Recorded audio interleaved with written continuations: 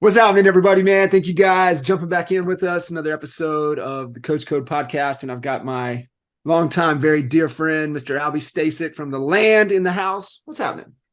My brother, how are you? Good, man. We were just talking. It's funny. It's so hard to find truth these days. And so it's searching. But once you find that little source of truth, and I always joke, I'm like, I can count on getting the truth from Blake Sloan, and I can count on the truth from Joe Rogan. And so I know you're in the middle of the posty 4 hour marathon. But you were telling me about another one that is just, I cannot wait to dive into that one. Yeah. Patrick Bet David, check that interview out. He's interviewed him before, Okay. but when you got guys on there that, what I love about Joe Rogan is that he's probably one of the most open-minded guys you'll ever listen to. And the thing that I learned too, which was super interesting, because he also interviewed Robert F. Kennedy Jr., which was a great interview as well. And so he'll have both sides of the aisle on, left, right, center, doesn't matter, different view, you know what I mean? And he looks for, like you had said, the truth.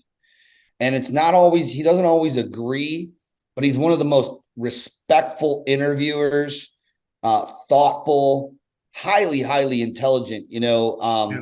and it's actually teaching me to be more open-minded. We always talk about, opening the gate of your mind, because if you just refuse to look at all sides of an issue, then that's kind of the equivalent of ignorance, right? Because then I don't even want to know what I don't want to know. And we all know people like that, which is kind of funny because it kind of blends right into you and I when we took the deep dive into EXP when I had my brokerage. None of us were moving in that direction. Heck no. No way. We were fixated on our path and what we were. I mean, we attached to what we believed was the best way. It was NAEA partner. Yeah. And we felt like, okay, this is the direction that we're going in. We're coaching all these agents. We're, NAEA, between you, Wally, Cliff, Mike, Jay, coached literally dozens, if not hundreds of people to number one or two in their markets. Mm-hmm. And in thinking like, okay, what's the better way versus just selling coaching? What's the better way? Well, partnering with agents would be a great way to do it. And kind of went down that rabbit hole and frankly had my vote on it. I felt that was the way to go.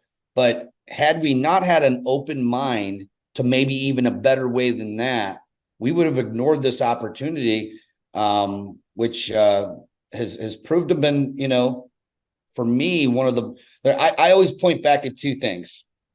Hiring coaches at Reese, which would be you and Cliff, right?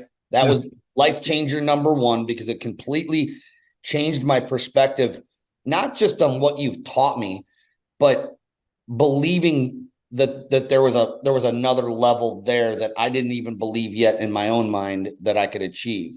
And number two, looking at this business model of EXP, moving our brokerages over, which we all did, back. In fact, yesterday was 6-year anniversary. Holy smokes. Yeah.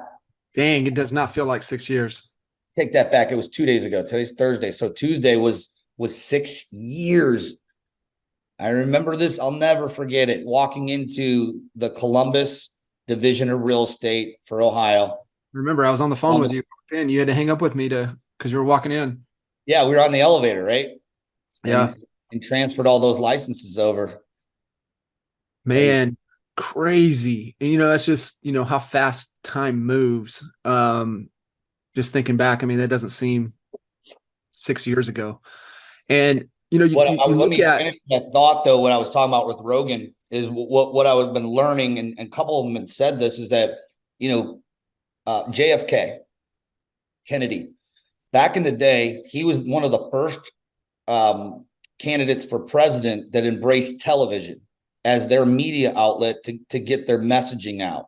Right. And JFK was, really well spoken, very good looking. He had all the checks in the boxes for TV, and TV loved him. And now you're looking at all the different, Trump did it with Twitter. Whether you like him or not, he did it with Twitter. That was the new, it's going to be podcasts.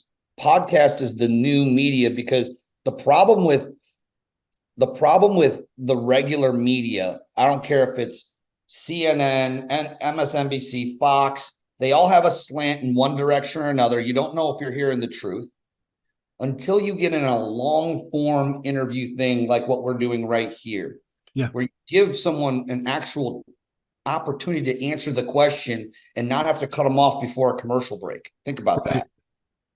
And that's why Rogan has become the GOAT in his space, because not only does no one else ever do it, he gets the best people on his podcast, but he gives them an opportunity to answer the question without interrupting, without being rude, being open-minded, and so I think that like whoever gets on the best in the podcast is going to hear. When you think about it, Rogan has like 10x more listeners than CNN. 10x, maybe more than 10x. Yeah, it's ridiculous. It's I would be curious to see like the stats of when somebody gets on and they mention something, what happens. So like even when he had Jelly on and they started talking about these other artists and these other songs, I would love to know what happened to Spotify immediately on those records and on those artists the second they started talking about them, just to see the lift that he gives. It's pretty remarkable. And, to your point, what he's doing, the podcasting, just because it gives enough space to have a real conversation. And everything is a business model. So you look at like the news network, they're in the business of selling advertisement, and whoever's giving them the most amount of money is the way they have to lean, and just to keep their sponsors happy so they can keep their business model moving along. And I think the second that people really step back and understand what's really going on, then you're like, okay, I wonder who, follow the money, who's funding this. And so, that for me was a big just aha and understanding what it is. And, I haven't watched the news. I can't even tell you how long. And so the other thing, as you were talking about JFK, you were talking about Trump. One of the earliest things that I remember Clinton, and Clinton made the late night network scene. I remember him on Arsenio Hall. For some man, it was just like, who is this dude? He's cool. He's a cool dude. What is he in, just being able to tap into where the attention is at. Super likable, just like Obama. I mean, policies aside, how can you not like Barack Obama? He's just a likable guy, well-spoken. Same with when you Clinton. think of a president, right? Yeah. You think presidential. Presidential, exactly. That's what I'm talking about. That leadership of a president, right. Think of those guys, so yeah, man, real cool. Happy to be back on the Coach Code podcast again. My favorite podcast ever. It's so good to have you. Thinking about kind of what you were saying, business model and partner in the path we're going, and obviously, adopting a different mindset, some mental models to always be, thinking and is there a better way?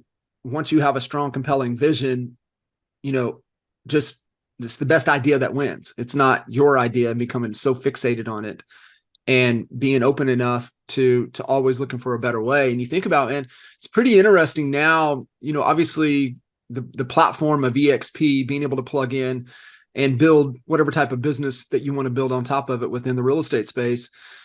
The value that you're able to give, because, low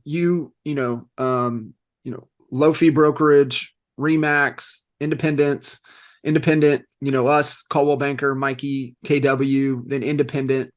And we just believe that was the best way, is getting to that independent status. But what happened for us is like, man, we're constantly thinking of how we can add more value to our people. And you just run out of dollars to be able to do that. And I think that for us, when we really, really looked at EXP, it was like, man, we could do the things that we've been wanting to do for our agents for so many years, that it's just so heavy. But what we were trying to do when we were partnering with these agents is really helping them build a brand, helping them build, some predictability out on the front end to acquire listings. And it's pretty interesting what you're seeing. And I love your take on it. You're seeing the places, you're seeing kind of, what Chep and Nick McLean, what they're doing with Reside. And you're starting to see some of these, partnering opportunities. I think Reside's more of just a higher end, all the way around, well-rounded coaching. But, like Place, I mean, you have a new 50-50 business partner, and they're really helping you with the back of the stage while you can continue to focus on the front of the stage. So it's just interesting to kind of see the evolution of where, the real estate space and business models are at. Yeah, I mean, when when you think about all these new emerging business models, it makes me think back to 2011, 12, 13, when, you, Mike, Jay, I know there's a lot of other people that were involved in partner. It made me feel like, I mean, this was Jay Abraham who had, said to Jay in that or it was like a conference he was at when Jay asked to 2006, I think it was. We went out so to early on, right? And Jay Abraham, what was he, like the $36 billion guy or whatever they call whatever it? it is now. That's Whatever ridiculous. it is. He said, I wouldn't franchise, I would partner with agents. And it was just so far. I mean, look, the iPhone wasn't launched until 09, right? Yeah. And so this was like 06, where the seed was planted, like the move is to partner. And when you think about partnering, there's a value proposition that has to exist for someone to want to take a piece of their commission and give it to their partner or split. And so what we see happening is, what I think what we've witnessed is that you could be a really good salesman and a terrible business person. You could be really, really great at systems and processes and not be a very good salesperson. And a lot of real estate professionals, they're either strong in one area or the other.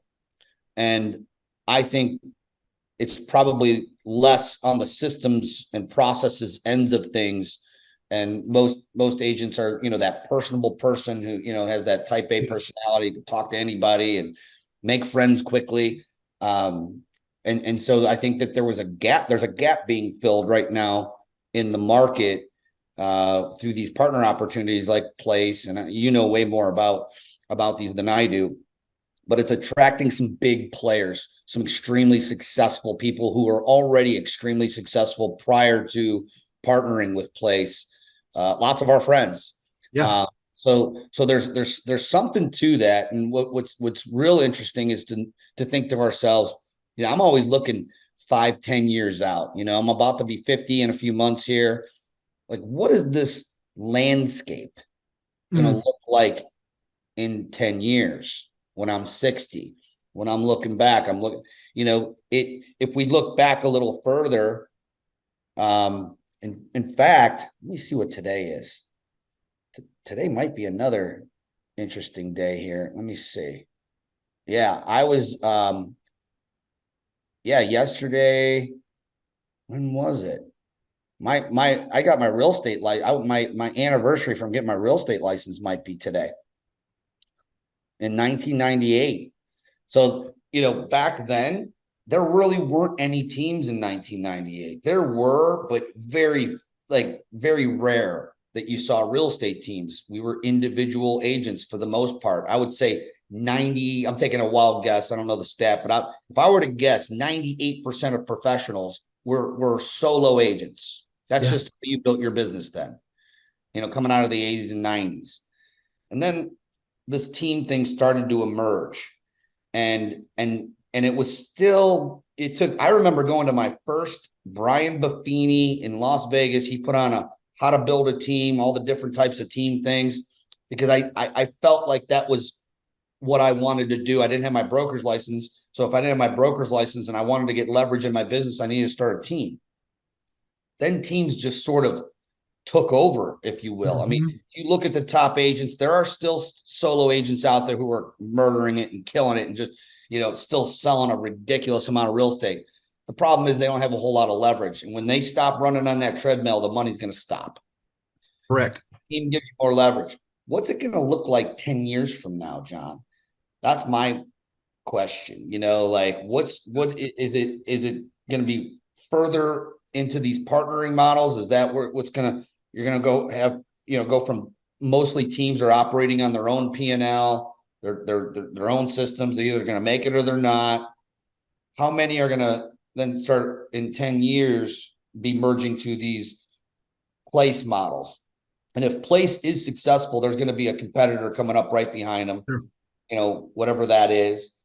And I know that place has some coaching elements to it or whatever, but then, you have Shep Blacks and our buddy,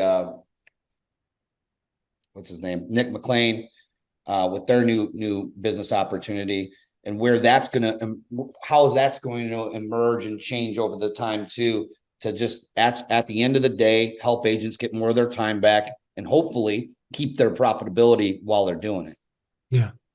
Yeah. That's the big thing, right? Because most agents that want to try to escape, production, it's the sacrifice of, profitability, and they just don't know how. And that's why that's why they start seeking, and they're trying to look and see where they can plug into to where they want to get out of production and being able to, not, like I said, sacrifice that profitability. I think the thing, and it's like, even for you getting out of production, this is what I've always kind of seen, is that you've got to have something else, or you've done a really good job at, being disciplined to the profitability and then reinvesting those dollars back into other assets, real estate, maybe other business ventures that are paying you for things that you're not on the org chart for. Because, you have to remember, if you're on an org chart, you got a job.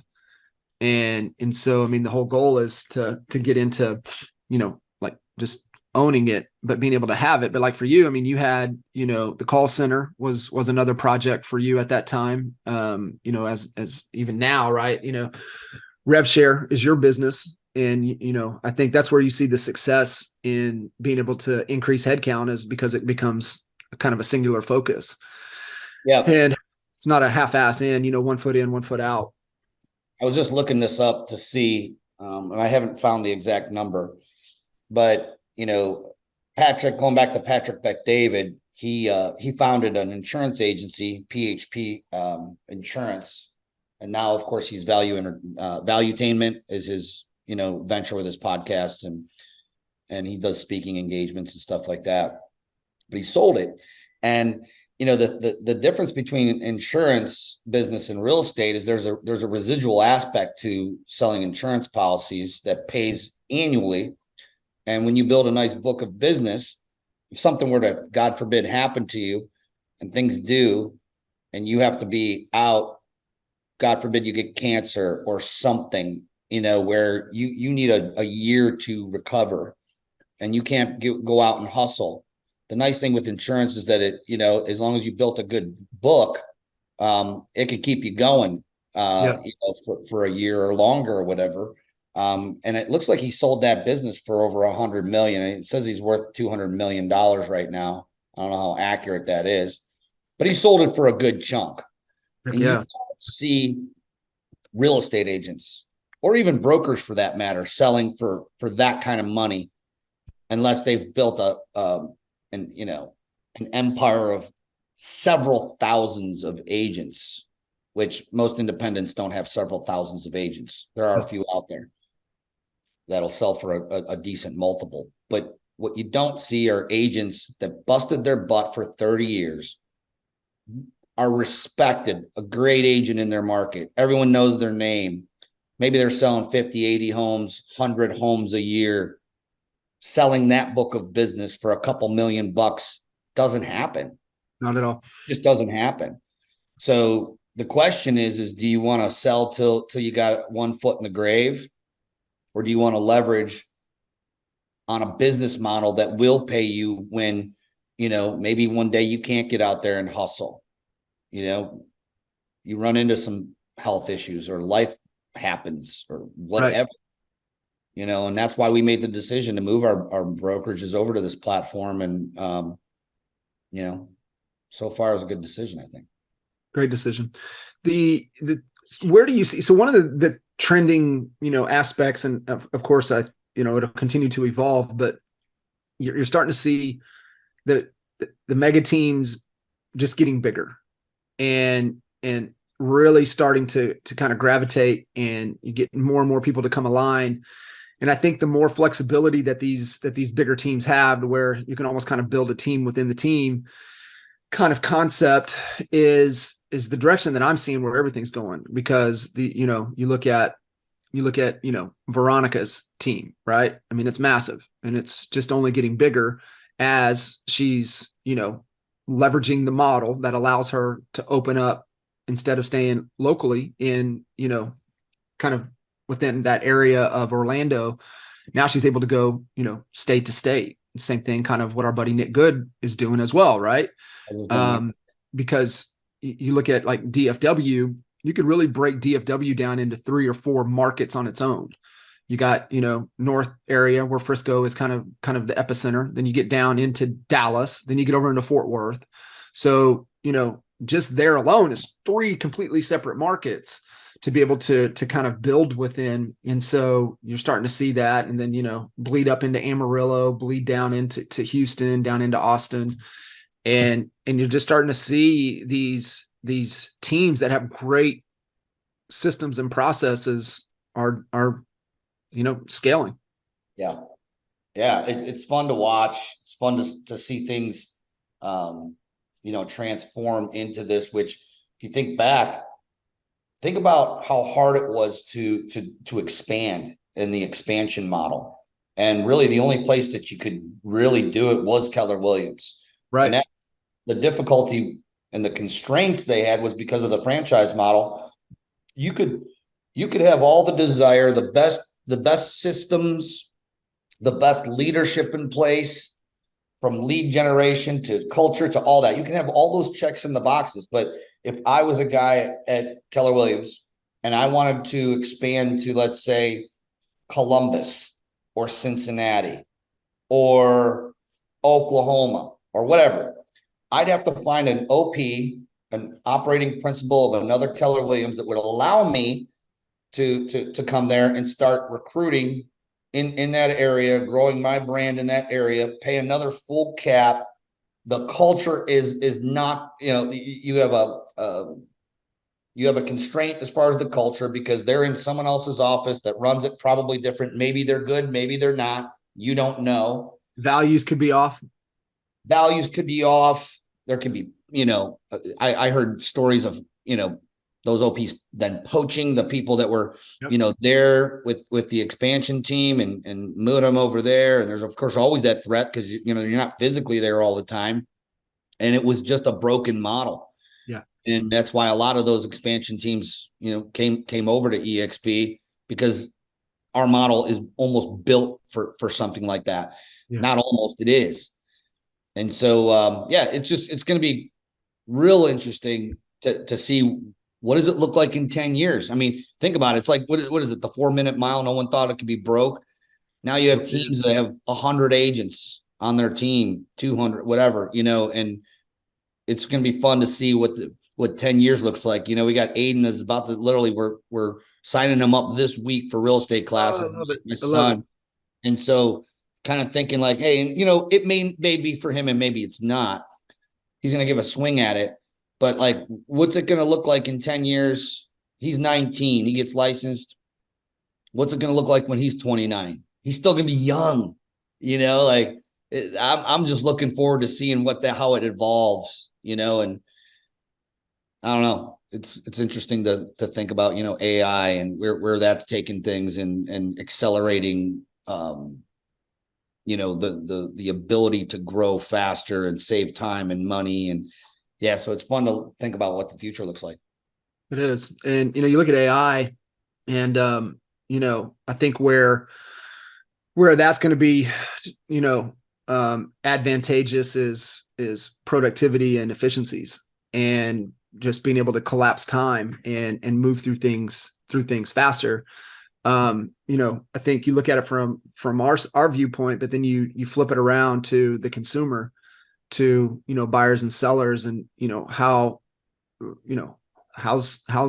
the Zillows of the world going to leverage that to make it easier for buyers and sellers. So yeah, there's a lot of interesting takes and perspectives of where you need to go. What I can say from a real estate agent perspective, and it's the belief that we've had for so long, is, you know, creating that differentiation, but also, are you a professional? Are you an expert? Or are you just somebody at the end that's just, you know, kind of the AFA status? But I just really believe, you look, you know, you think 10 years, I think it's going to be, I think it's going to be the experts are the ones that will be, you know, the ones thriving, are those that are, you know, understand, you know, the aspects of selling, understand, you know, consumer behavior, understand market trends, know how to articulate their value, know how to create, you know, curiosity and demand, and then being able to create leverage to be able to support and deliver on the promise. So there's a lot of those facets in there, but AI will play a huge part in it, in the productivity and efficiency side of things.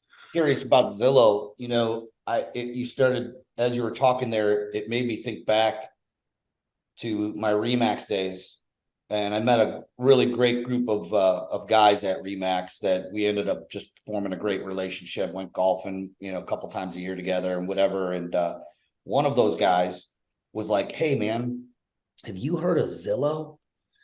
And I'm like, "No, what's that?" And so this is probably got to be like 2008, 9-ish. Yeah. One of those years, right in that year, right as the market started dipping in. And he's like, "Dude, I'm killing it with these Zillow leads. They're cheap too. Like, I bought a zip code for like $20 or whatever. Like, it was super cheap, right? Like, the leads were solid." And I'm like, "Man, I never heard of that," right? Like, and look at where it's emerged to. So again, going back to like looking 10 years out, you know, what is it, 2023? So in 2033, what does Zillow look like? Yeah. I don't see anybody bumping them out of their number one spot, you know. I mean, is the incumbent, you know, like, who's going to come in and bump them out at this point? It's they're just too big, and they got too much power, and Too who much knows? mind share. Now they're what is it, their agent, their newest program, The listing where, side. what is it? It's on the listing side.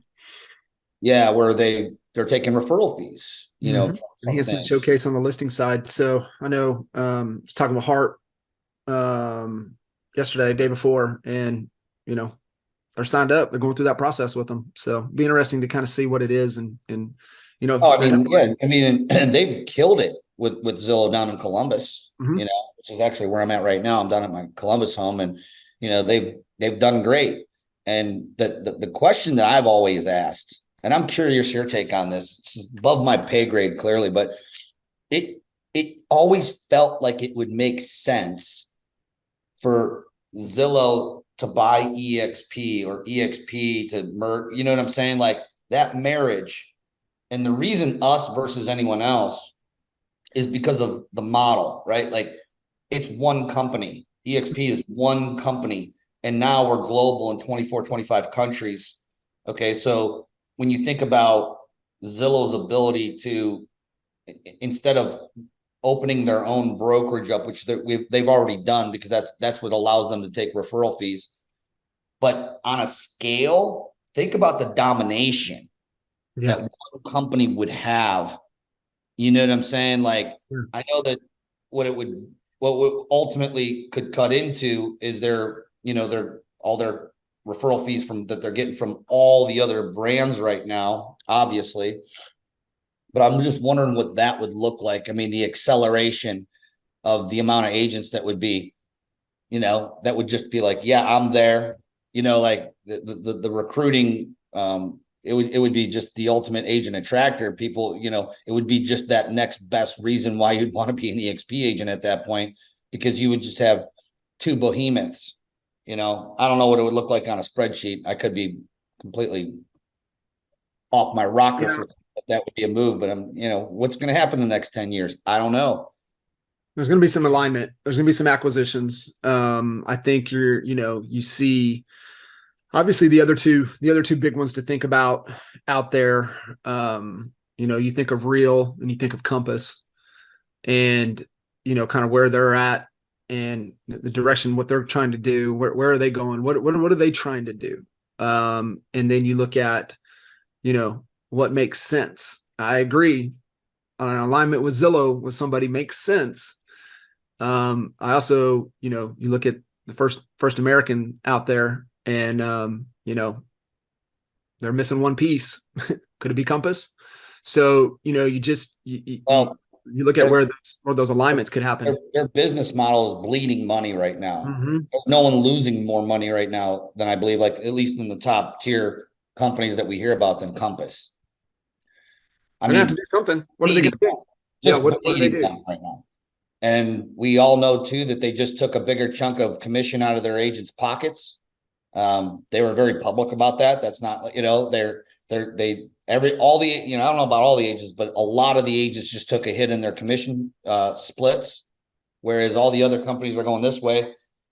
Compass agents are actually losing money to the company, and they boasted that in their investor. They have to figure out a way of getting profitable. And right now, if you looked at Inman's, Inman had what's his name? He had our buddy Michael Delpre. Mm-hmm. His speech was called, I think, Pandemonium, and he updated all of his slides to show who's losing money, who's making money, who's profitable, who's not. And we're the only one that by far that's absolutely killing it. There's a couple that are right there. All the rest are on the other side of just losing money hand Right. over fist. And so it's an interesting, if anyone watching this, it'd be it's on YouTube. Just, I would search Michael Delpre Pandemonium Pandemonium. Inman. Pandemonium, watch that. It's a short presentation. Maybe it's 20-30 minutes tops, I believe. But I mean, if you didn't know better, you would think Michael Delpre has like EXP stock, or he's like part of our organization, but he's not. I mean, he may own stock. I don't know. Maybe he does, maybe he doesn't. But he just presents the facts, which is kind of Yeah. what we were back to, like at the Back to beginning, truth. the truth. It's Truth. funny because it's like Inman, he's up there and everybody's at Inman from every brand you could possibly think of, including Compass. Yeah. And he's over there saying, guys, I don't know who you're fooling, but you're bleeding money right now. There's something off. The business model needs to adjust somehow. And he How? even called him out on, How are they going to adjust the model without taking more from the agents? well, they're going to have to come up with affiliate income somehow. I mean, maybe they implement a coaching model. I don't know. There's other obviously there's other ways of making money. I mean, I know brokers that are right here in Ohio that are barely making any money. The bulk of their money is all made on insurance, title, and mortgage. Mm-hmm. And because their splits there's so much pressure, especially from the top agents who are actually out there producing on split, that they're giving up the majority of that split, trying to keep their head above water. But the way they're keeping it above water is with title, insurance, and mortgage. Right. So It's definitely kind of almost like a loss leader, right? It's attractive splits to get agents in, and then you get them to use your vendor affiliates, and it's probably part of the trade-off. Hey, you're here, you got to give them a shot. I'll give you this split structure based upon that, but you run all your deals through them to be able to, keep that. So definitely see that with the brokers, the independents, and also, some of the franchise brokers. But that's why back to the teams, because if you have a way to create demand, if you have a predictable lead gen strategy, and being able to offer that to agents, then you're able to capture more of the commission dollar back to the house. And there's a few folks that really know how to leverage the Zillows and make Zillow work for them. I'm seeing it, they're doing it. But it's that's part of their value proposition. It's not all eggs in that basket, but it is one of their strategies, and agents gravitate to it. That's why, like you said, if a brokerage was like to align with them, it becomes an attraction magnet as well. yeah, love it, man. It's Good exciting. stuff. It's exciting to kind of look forward and wonder where everything's going. Yeah. And that's why I'm so blessed to be in alignment with you and guys like Michael and Jay, who were able to really kind of be visionaries and see what the future could look like. It wasn't exactly where we're at right now, but they were sort of close. And then you got guys like Glenn, that and that's I want to align with people who, they're what is it? Gretzky always says, I skated to where the puck was going, not where it was at. Yeah. That's so true in this real estate business that just has been changing. I mean, I remember my first Century 21 office I was at, the agents that were all the, I loved all my C21 guys, don't get me wrong, but a lot of them were, old, crotchety, didn't want change. And I remember the day they announced realtor.com was the website that, was going to be the search site way before Zillow, right? And they freaked out. Like, what do you mean they're putting all the listings online? Oh, this is the end of our business. And they thought that the sky was falling. Yeah. And it's just cool to look back and think about how far it's come since 1998. And Crazy. Gene Frederick driving around in the 80s with a fax machine in his car, like mobile. That's how the ballers rolled then. To Uh-huh. now, where here's my fax machine right That's it. here. I can take a picture of documents and scan Gone. them anywhere, whatever. But it's just cool to see what the next 10 is gonna be like. I'm excited about seeing where it's gonna go. Yeah, man. Me too. Hey, before we wrap, man, I want you to kind of chat with us a little bit because about next week and definitely the what it's all about other than having a good time, but really what it's about, what it stands for, and how people can get behind it and be a part of it. Rock and Rescue. Rock and Yes, roll. September 14th. We're about 3 weeks out from when we're recording this, four weeks ish. And man, I was actually just on an interview with a media outlet right before we hopped on this, and was asking about the story and how we started it. And of course, everyone knows, Chad Goldwasser has been doing rock and restock down in Austin for years. Really borrowed the idea from him with his blessing and permission, of course. And I think it was in 2018 or 19. You might remember better, John.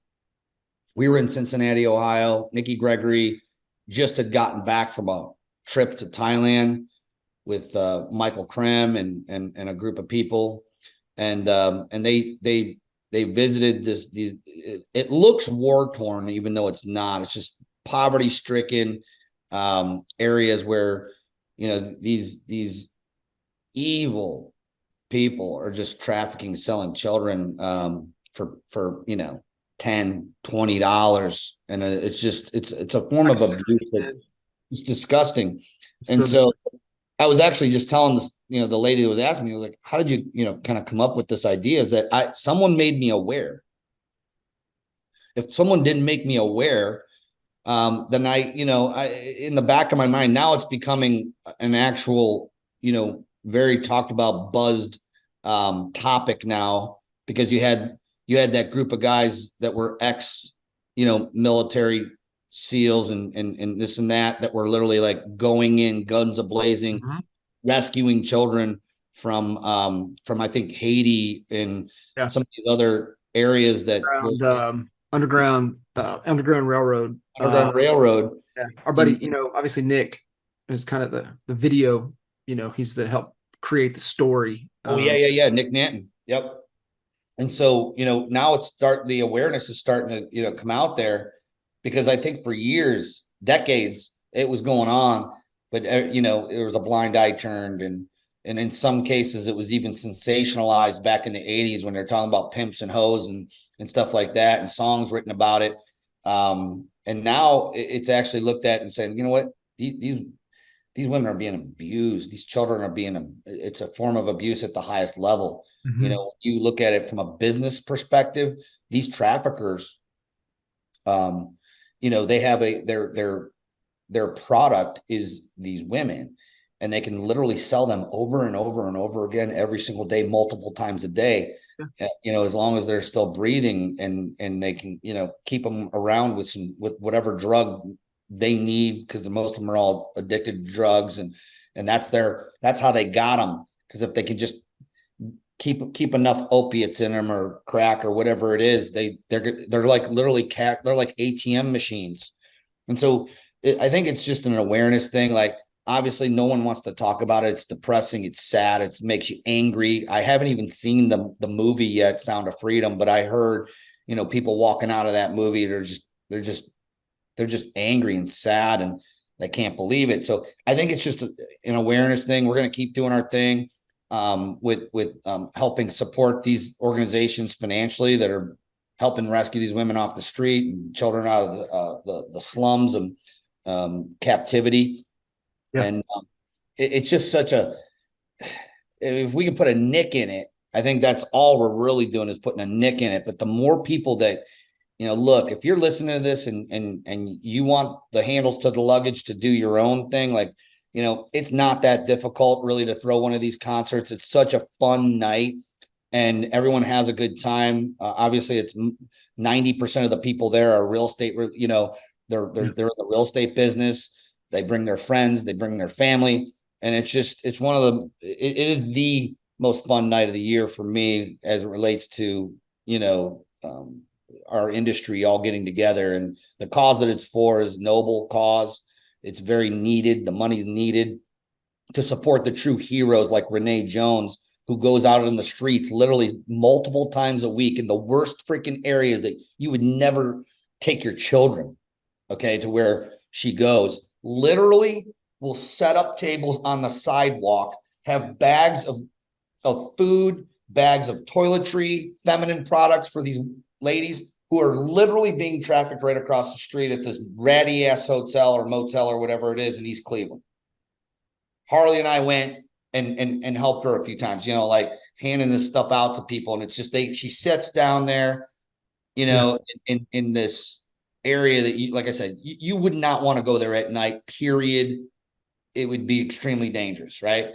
And Renee is fearless. She goes in there every single week, no F's given, and she's out there the outreach program that helps these ladies. So I believe in the cause. It's near and dear to me and lots of people. I appreciate you and everyone who, you know, is able to make it out to these events. But get your tickets at rnrcle.com.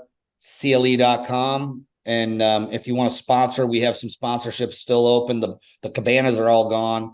A few of the tables are gone, but we still have a table or two left, and you know, a bar sponsor and stuff like that. You go to sponsor.rnrcle.com and you can see what's still available there. Love it, man. It's awesome. All right, brother. I appreciate you, man. Thank you for jumping in. Always great conversations, great catching up, and we'll do it again. Let's do it, baby. Awesome. Appreciate you, brother. Bye.